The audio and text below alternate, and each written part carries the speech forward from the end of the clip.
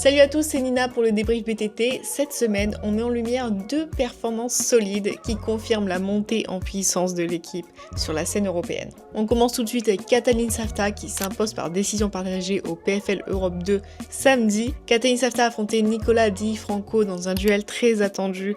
3 rounds intenses, un rythme soutenu, une stratégie parfaitement exécutée face à un adversaire dangereux qui sortait d'une belle série. Katalin a su répondre présent dans les moments clés, combinant volume, déplacement intelligent et pression constante. Résultat, victoire par décision partagée, une performance sérieuse qui montre qu'il est prêt pour le niveau supérieur. Et ensuite, le gros highlight du week-end, Movsar Ibragimov poursuit son parcours sans faute avec une 7ème victoire avec autant de combats pro.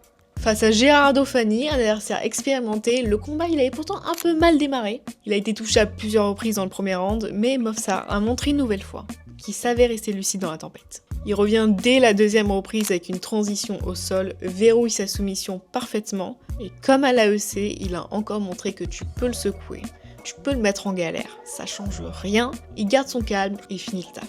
Les combats à surveiller la semaine prochaine, Morgan Charrière est de retour dans la cage, il affrontera Nate Landwehr à l'UFC Fight Night à Nashville, un combat à l'extérieur dans le confort de Nate, connu pour ses guerres et son mental d'acier. Mais Morgan, il arrive avec la dalle, avec une grosse prépa, et l'objectif de marquer l'été à sa façon.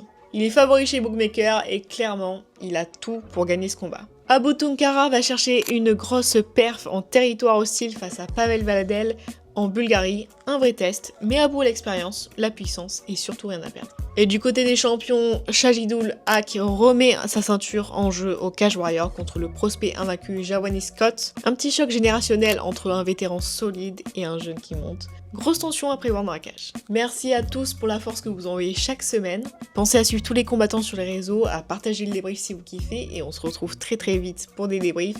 Moi je vous souhaite un très bon dimanche.